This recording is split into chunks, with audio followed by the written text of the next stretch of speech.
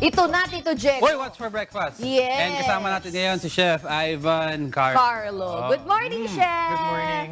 Ano So ba nice yung to be breakfast natin today, Chef Ivan? Ang hinanda natin ay grilled eggplant pesto. So medyo healthy siya. Uy, Vegetarian maganda pasta. combination. Maganda ha? ito. Basil and eggplant, di ba yan? Yes, oo. Ba, and a lot of people kasi mas gusto yung eggplant pag grilled kasi may certain flavor na masarap, no? At saka sinabayan natin yan ng herbs like parsley, pepper. So malasang-malasa O share mo nga sa amin, Chef, yung ingredients.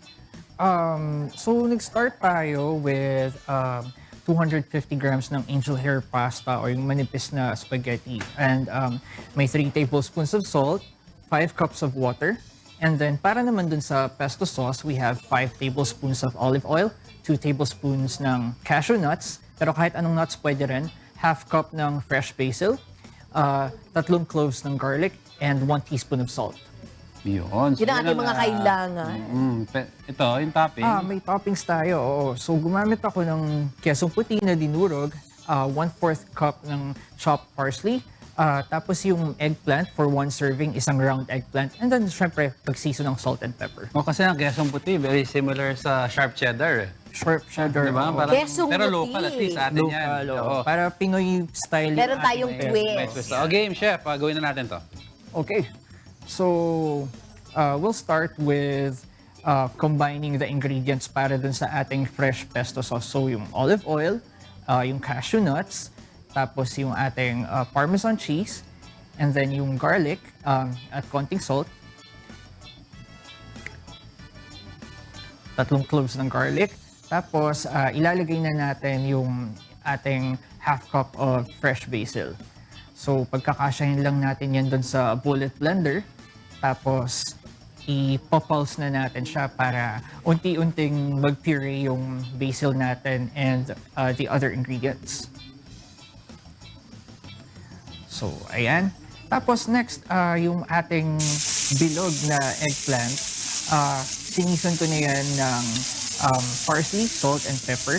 I-grill lang natin para gumanda siya, medyo magkaroon ng grill marks.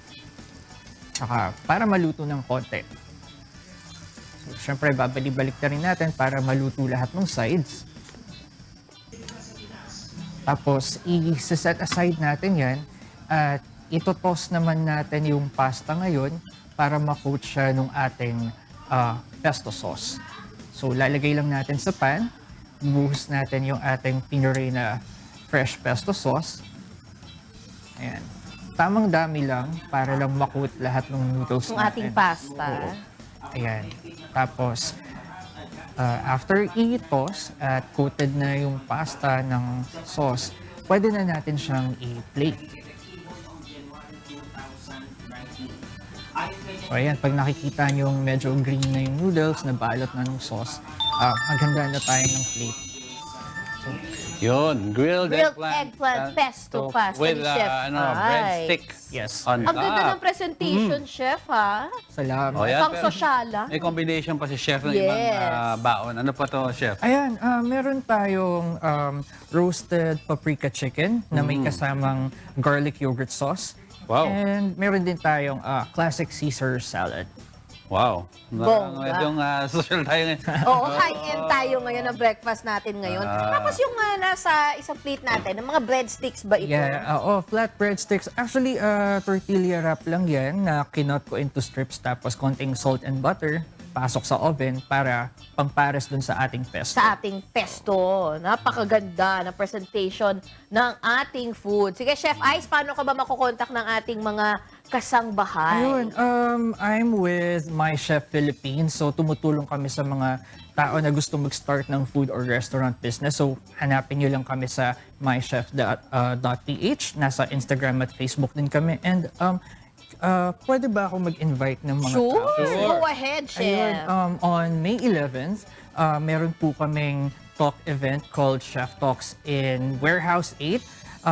Meron po tayong mga expert chefs na magsasalita about how to start your food manufacturing business, how to start a restaurant, and how to become a freelance or a food consultant. Ayun. So, inaanyayahan po namin kayo sa Chef Talks on May 11th. Ayun. Maraming salamat, Chef. Thank you May so mga gusto much. ka bang batiin, your family and friends na nanonood ngayon? Yeah, Hi Ma, nasa TV ako. Partners ko sa My Chef, si Chef Carvina, she's the reason I'm here. Lahat ng friends ko at yung mga clients na sumusubaybay at tumatangkilik sa good food na tinuturo natin sa mga Pilipino kasi we believe na kahit sino kaya magluto ng masarap. Ayun. I like that. May pag-asa tayo. Matakot nga si Kikay, kala niya super healthy. Oo. Ibigay mo sa amin dahil slim ka nga daw. sabi niya, naku, Tito Checo, diet mode tayo. Pero mukhang masarap ang food natin. Masarap yan. Oo. Oo. So yun, thank Maraming you. salamat. Chef Ice Arrojado. Thank you, Chef. Thank you so Next time much. po ulit. Looking forward to Thank that. you.